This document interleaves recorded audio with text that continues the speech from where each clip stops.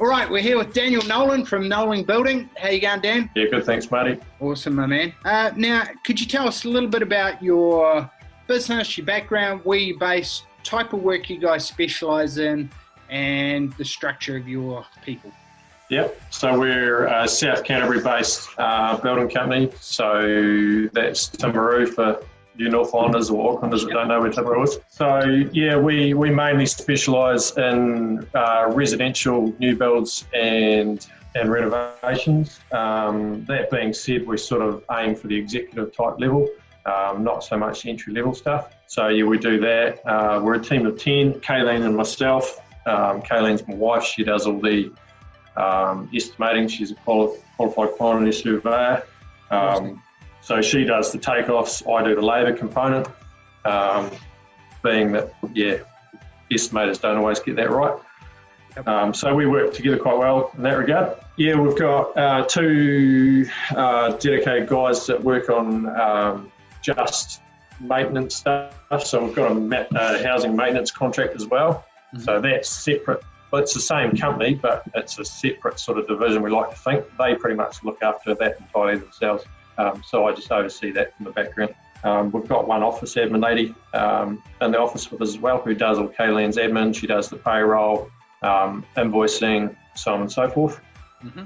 How many hours does she a week, and how do you split up the structure between what she does versus the three? Yeah, she does about 25 hours a week. So she essentially does all the invoicing for our housing maintenance contract side of things. That's quite time intensive because it's actually got to be done through a proper program that we subcontract to a Dunedin company. So she's got to fill out the portal each day, so on and so forth. So she looks after that. She does the payroll. What else does she do? Invoicing. Yeah, invoicing. She does quite a lot. I mean, does she do health and safety as well? No, she doesn't. Like she'll book in health and safety visits because we've got a health and safety person that will come on once every 2 weeks to each of our jobs. So she'll book the time slots for that particular person to come. She'll book in, say we've got first aid courses or something. She'll book all that. She keeps a record of all that on her system, so she knows who needs to do what, when, so to speak. So everyone, and that's all come about purely after going through the TPB system, because before that there was no systems, there was no processes, there was just, have you done that, who's done that? There was no one sort of knew what we were doing. How have you structured that, like with regards to your meetings during the week? What meetings do you run so that you're all in the loop, there's good visibility and you can see where the job's at and what needs to be done? Yeah, so I have a construction meeting once a week with my 3 foremen on a Wednesday generally. So I'll do a site visit Monday and I'll do a site visit Thursday, but then we'll have like an actual construction meeting on Wednesday where they come in the office first thing in the morning. They'll come in at 6:30 on a Wednesday. It can drag on sometimes to 8:30. Yep. So they'll come in then, but they'll have the guys set up on site the day before, so it doesn't matter if they're not there for a couple of hours, and everyone gets involved in that. So the 3 foremen and Kayleen, which is generally quite tricky because it's generally around school drop-off times and getting kids ready, but she's in and out through that time, but that way she knows she's in the loop, so to speak. So, yeah. Does that answer that question? Yeah, perfectly. Now, this is probably the trickiest question. I asked Rob Ferguson and Mel Ferguson this morning. Mm-hmm. How do you separate, how do you go working as a married couple, and what tips have you got on how to have a good, productive, harmonious relationship, but also be able to not talk about business 24/7? Do you have any key couple of things that you do that works well?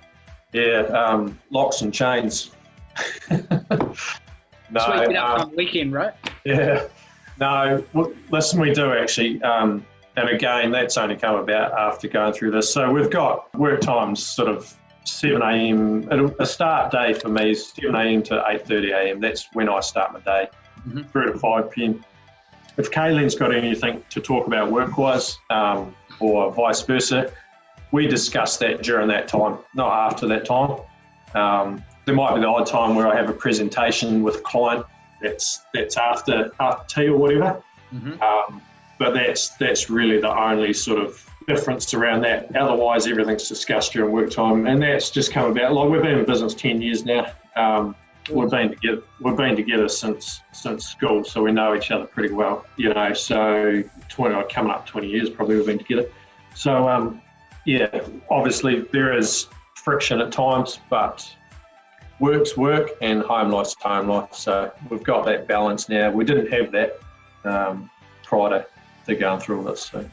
Is there a crossover between the QS and you as the project manager? What have you done to delineate the roles on kind of that's my responsibility versus that's yours? So Kayleen does the takeoff from the plans, and I'll let her do that, and then I'll do an estimated or a rough quick takeoff at the same time, so that then we can kind of compare notes, and then that way I build my labour component from that. So she doesn't sort of have anything to do with the labour side of things. It's purely she does the material takeoff, and that's it. Right, because that's what I was gonna where it gets to is if she'd done the labour takeoffs to the timelines and you were managing the job to those timelines that she had done, it could be a recipe for some friction. Yeah, it wouldn't work. And like you guys have said, try and get your foreman in to price that labour component with you.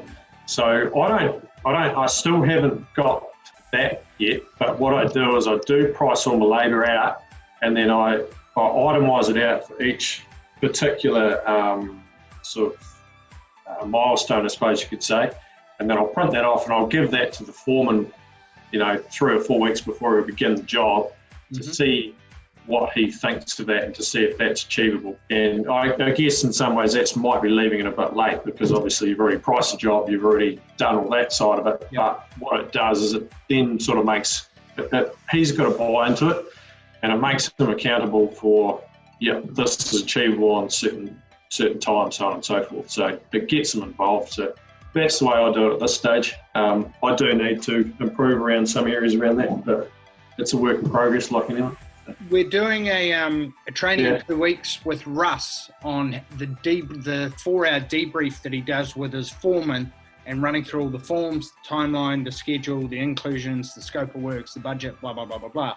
To come up with these are the forms, these are the process, and this is the 4-hour debrief is. So I think that might be helpful, because you can blend what works well for you. Cool. Yeah, no, definitely. Okay. So if we go back to 12 months ago and think about when you were deciding to come on board, what was the catalyst, or what were you looking to gain from joining up with TPB, and what was really the prompting or defining moment that you thought, okay, I want to go faster, or I want to do things differently? Well, straight to the point, and this, might come as a shock to some people, might not, but I went through quite heavy depression and a breakdown and so on and so forth, purely because I was taking on too much and I was trying to do too much. So I was like, right, something needs to change. We've seen another guy locally, Nolan Building, was doing it. The results he was having with it, and that was a catalyst for us. It was like, right, we need to make a change. We need to get systems in place so that I can step back more from the day-to-day running of the business, because essentially that's why we're all in business at the end of the day, is obviously to make a dollar. And yes, we do bleed it, but and when I say bleed it, we bleed owning and running the company, but at the same time, I had to do something for myself, really, for my own mental sanity. So that was the biggest thing for us. Yeah. It's all too prevalent in the construction industry. It has the highest suicide rate and the highest depression rate of any industry. Yeah. I think that's partly because it's such an overwhelming business. You're dealing with big sums of money. It's the biggest investment your clients will ever make. You're dealing with sub-trades, suppliers, pricing. It's such an all-encompassing role that it's hard to shut off at times. Yeah, no, it is definitely. And it's hard to get away from it from time to time. Yeah, what do you do on that side of things? What do you do to structure some downtime into your week? What do you do to manage things when? How do you recognise? Well, the thermostat's getting too high. I got to break. That's a really good question, and it's a difficult one to answer in a way because it's an ever moving needle as well. It depends on the time of year and what we're doing. Like if it's summer and the lake's good, we've bought a new boat, we'll get away, we'll go out to the lake, we'll take some time out, you know. We'll take the kids out early on a Friday out of school and we'll shoot out to the lake for the weekend, completely get away from it. Nice. Bit of golf, you know, I'll go for a run. I do CrossFit every day now, go to the CrossFit gym at 5 o'clock every day. That's non-negotiable, right? Exercise every day, non-negotiable. Yeah, if someone that can't meet during, like a client can't meet during work time, I'll still go to CrossFit at 5 o'clock, do my hour workout, have a catch up with people there, and then, you know, I'll come home, have tea, and then go and catch up with clients if I have to. But I try and not make a habit of that at all. To try and obviously keep it into the, not 9 to 5, but in the work day. Yeah, your default diary is your God. Unless you have to structure that, this is my time, it's too easy to let work become all-encompassing. If we think back 12 months ago, what were your results at that stage? So if you think revenue compared to now, margin compared to now, and then time, and not just time like with you, but quality of time. Revenue is actually fairly similar to what we were doing 12 months ago, but margin has improved 5%, and I've probably done 35% less work for it to get a better margin. So that, to me, that's huge. That's given me my time back. You know, that's given me my sanity back. It's given me time with my family, been able to get away, and you can't pay enough for that, really. Yeah, it's a game changer, right?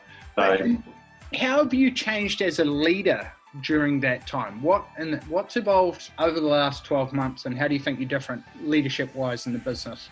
Hugely different, actually. I was always a micromanager, being that, you know, I was such a sort of wear my heart on the sleeve kind of guy. Everything had to be perfect all the time, and that sort of led to my demise, so to speak. So I'm different in the way that I'm now a lot more positive. I've put systems in places to make people accountable for their own actions, which has in turn taken the stress off me. Yeah, if that makes sense, it does to me. But one of the tips on that, the PSR strategy of engaging your team to problem, solution, recommendation. Like the concrete truck's going to be 3 days late. What do we do, Dan? You'd be like, okay, that's the problem. What are your solutions? What's your recommendation? Well, we could put accelerant in the concrete. I could call them up and say, hey, we've had 25 truckloads off you guys in the last 6 months. Need to make this a priority. What do you recommend, Mr. Foreman? Exactly. Put it back on them, and that's exactly where we've gone with it. And my guys have stepped up hugely. Awesome. We've got an awesome team on, and they've all taken it in their stride. And I think I know they're enjoying their job more because of it. Culture's improved. You know, morale's a lot better. People are happy. What have you done on that side, and how have you got your team to buy into? Hey, we're making changes. The boat's going this direction. We need you to buy into this. So the company improves, you improve, and here's what's required. What did you do day to day, or what have you done that's made a big difference there? It's been a lot of work in the background from Caleb and myself, going through the systems and the processes that you guys have sort of set about and said, this is your framework, this is what you need to do. You have to be prepared to put in the work. We've done that, and it's worked. So that's the biggest thing for us, is just doing the work to get them to buy into it. And they have bought into it. There was a bit of deadwood there, so to speak, at the start. But I guess there always is. Not everyone's sort of happy with change, but I think that's where the visibility takes all the subjective emotion out of it. You can just go forecast versus actual.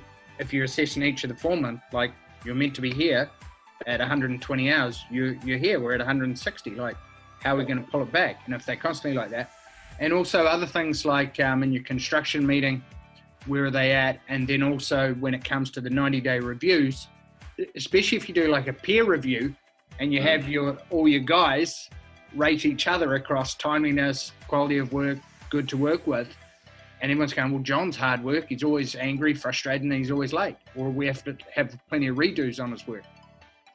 Nobody wants that. That's right. It's just, I guess it's creating transparency within the team, within the guys, KPIs, what's their role, so on and so forth, so that each individual knows what's expected for their position, so to speak. So that's huge. Yeah. So what's moved the needle the most for you, if we just look at 3 key areas? So just pick 1 or 2 or 3 things in sales and marketing. What's made the biggest difference in that area? Sales and marketing, obviously our WOW pack. We've taken on a proper marketing team from Christchurch. I actually forget their name, Attraction Studio. They're great. They've really helped us. That's been big in the marketing side of it. In all honesty, just the systems, putting systems in place to make people accountable so that we know day to day what has to be done, what's important, what's not important. That's been a huge shift for us, because beforehand it was just, like I said earlier, it was no one kind of knew. I was trying to do everything, and in the absence of systems and the absence of accountability, the person who's most invested, the owner, is on the hook, because everything's up here. And you just walk around 24/7 with a full head. Going, Exactly. holy shit, I've got to do all this stuff.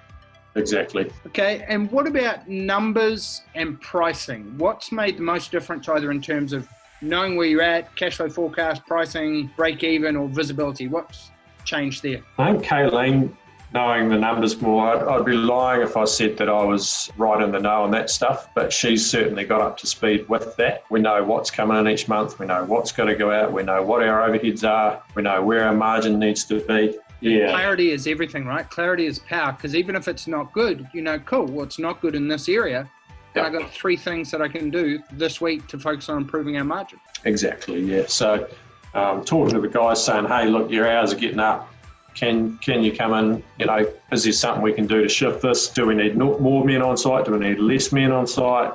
Just all of that sort of stuff. Having those conversations before tracking it in real time certainly helps. We use Build a Trend, so awesome. That really helps. And we know if things are going to go pear-shaped. Fortunately for us, they haven't. To date, knock on wood, we are in the building industry, so anything can happen.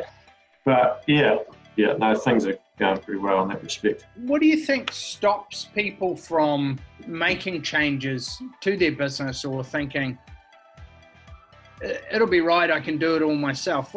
There's so many people out there who could, improve their situation, but they don't look for help, or they don't. Well, like I said earlier, some people, they don't welcome change. They get stuck in their way of doing things, and I think maybe they're just too clouded with everything that is going on to be able to see the bigger picture. And sometimes it takes a life event or a shift of some description to be able to really look at yourself in the mirror and say, shit, I need to do something. 100%. It's a shame more people don't take it on, I think a lot of people, particularly building company owners and guys, are of that stoic, it'll be right, I'll make it work, I can do it on my own. And you might be able to figure it out in 18 months, or you could be in a community where 3 months, someone else who's hired a project manager or got a variations process or charges for their quotes, you can talk to them, get the framework and systems, and get it implemented. Yeah.